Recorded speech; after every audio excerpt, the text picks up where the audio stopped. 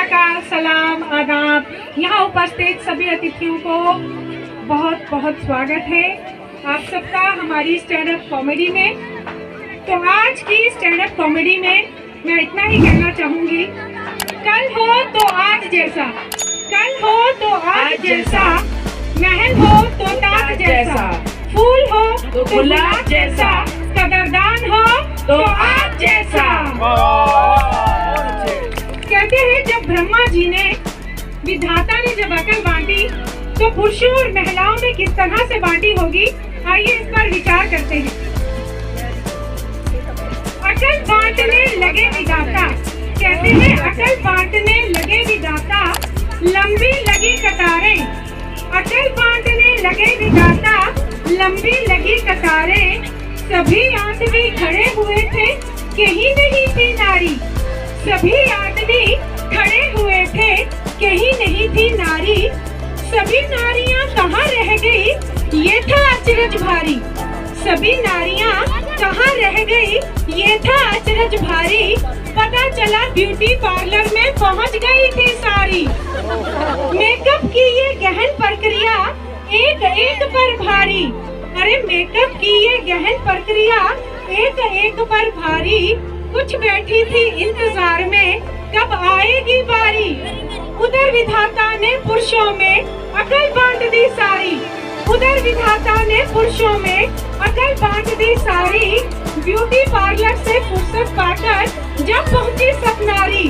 अरे beauty parlour से फुर्सत पाकर जब पहुंची सब नारी। बोर्ड लगा था स्टॉक खत्म है, बोर्ड लगा था स्टॉक खत्म है, अकल नहीं है बाकी। रोने लगी सभी महिलाएं, अरे रोने लगी सभी महिलाएं और विधाता से बोली।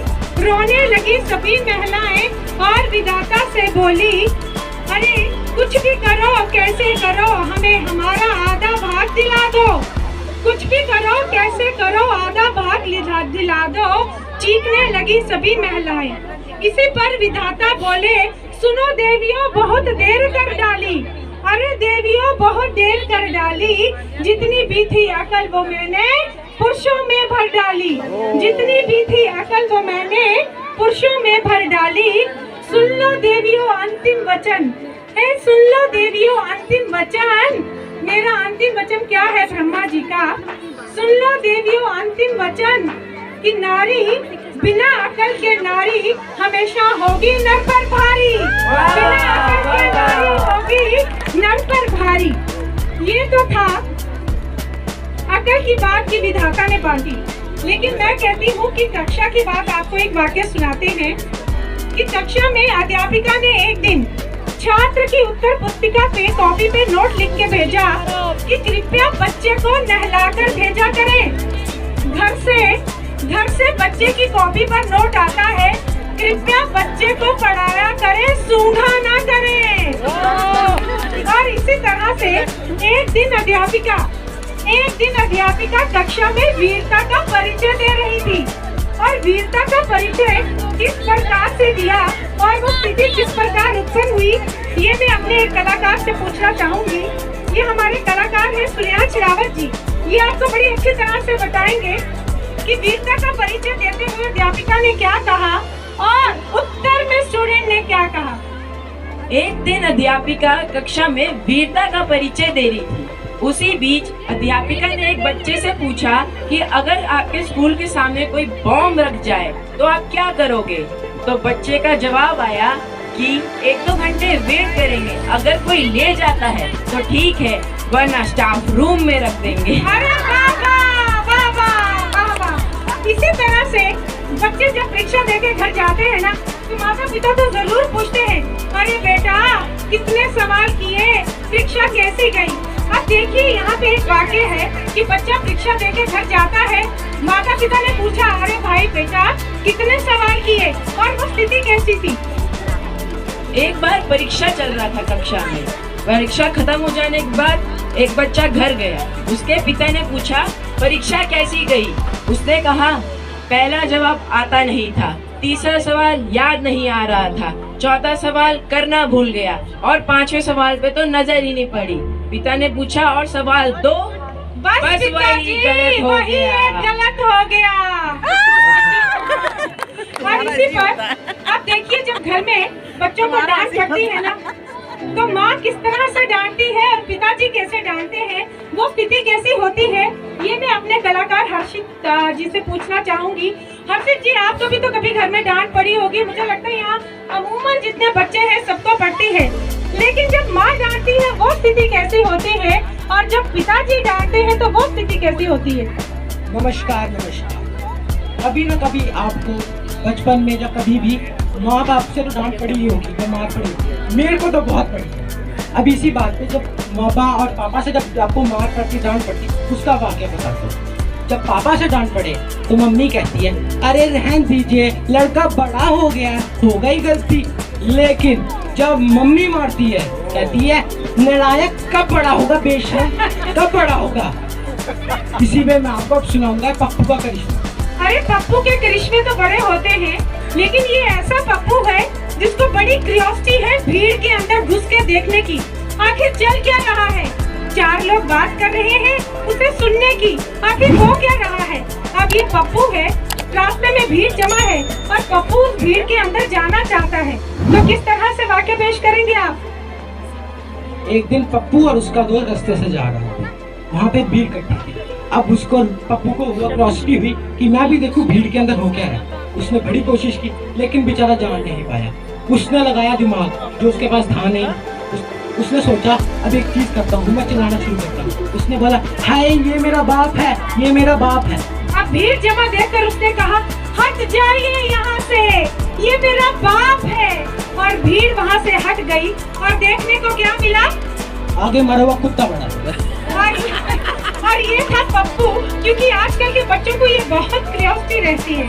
और इसी तरह से अब मैं बुलाना चाहूंगी अपने अगले कलाकार सम्राट जी को, कि आजकल जब भी आप रेल यात्रा करते हैं तो कैसा दृश्य होता है। आप दिल्ली जाते हैं, लखनऊ जाते हैं, कहीं भी जाते हैं, तो रेल का सफर किस तरह का होता है वो देखिए आप सभी को मेरा नमस्कार नमस्कार नमस्कार। एक बार हमें करनी पड़ी रेल की यात्रा। अरे भाई, एक बार करनी पड़ी हमें रेल की यात्रा। देख सवारियों की मात्रा, पसीने लगे छूटने, हम घर की तरफ लगे फूटने। जैसे तैसे डिब्बे में पहुंचे, अंदर का दृश्य तो और भी घमासान था। पूरा का पूरा डिब्बा अपने आप में ही हिंदुस्तान था। कोई बैठा है, कोई खड़ा है, जिसे खड़े होने की जगह नहीं मिली वो सीट के नीचे पड़ा है। इतने में बोरा उछलकर गंजे के सर से टकराया। गंजा चिल्लाया, यह किसका बोरा है? बाजू वाला बोरा, अरे भाई इसमें तो 12 साल का छोरा है। इतने में कुछ आवाज हुई और इतने में बोला, चली चली। दूसरे ने बोला, या अली। हमने बोला, काहे की चली, काहे की अली, ट्रेन तो बगल वाली चली। अरे वाह वाह वाह वाह वाह वाह। अब ये हो गई रेलवे की बात। अब आते हैं डॉक्टर और पेशेंट के बीच की बात में। डॉक्टर ने अपने पेशेंट से पूछा, जब आपको पता था आपकी नाक में छिपकली जा रही है तो आपने उसे रोका क्यों नहीं? पेशेंट बोला, अरे डॉक्टर साहब, पहले कॉकरोच गया था, मैंने सोचा उसे ही पकड़ने गई होगी। धन्यवाद। और इसी तरह से जब बच्चों को क्लास में कुछ पढ़ने का मन ना करे, अरे जब बच्चों को क्लास में पढ़ने का ना मन करे तो किस तरह की स्थिति उत्पन्न होती है? टीचर का चेहरा सुहाना लगता है, टीचर का चेहरा सुहाना लगता है, स्टूडेंट का तो दिल दीवाना लगता है। टीचर का चेहरा सुहाना लगता है, स्टूडेंट का तो दिल दीवाना लगता है।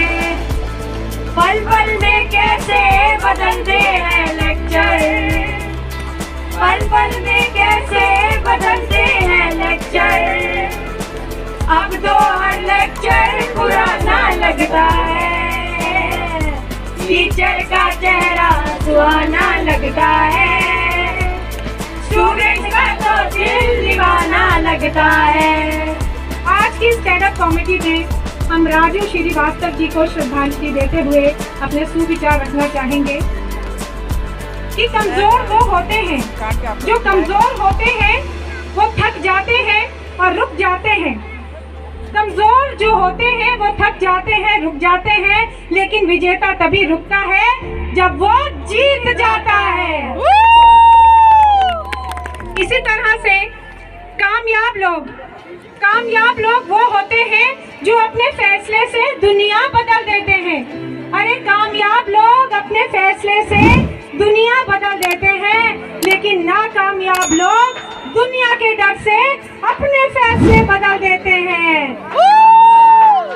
और इसी तरह से हम आप सबसे इजाजत लेना चाहते हैं और इसी के साथ